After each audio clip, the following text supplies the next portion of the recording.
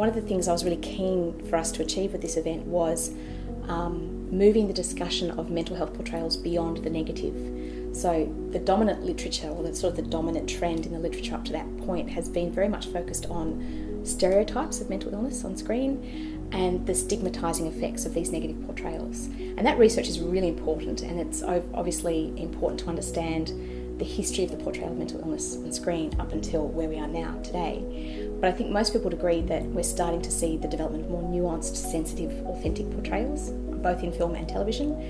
And so it was really important to us from the outset that our event be focusing on the more positive, constructive portrayals.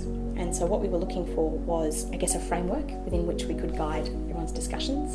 And one of the points I think that comes across in your research is that it's quite unusual to have a main protagonist in a film who is the central person that the viewer can identify with, but also empathise with, and that relationship is actually quite difficult to sustain and achieve. Absolutely.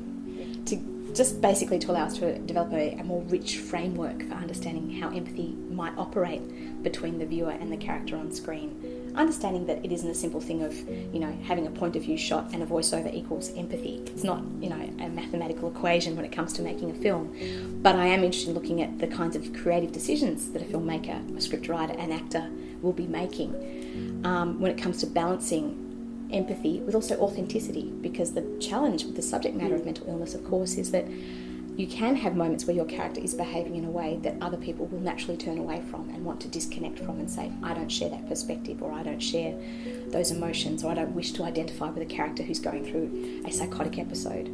So for the filmmaker to actually say, no, hang in there, we're providing you with a safe space to go on this emotional journey with this character, it's a degree of risk-taking on the part of the filmmaker. And it's an imaginative leap that the audience has to make to say, okay, I'm willing to stick with this character even if I think they're behaving in ways that I feel uncomfortable about.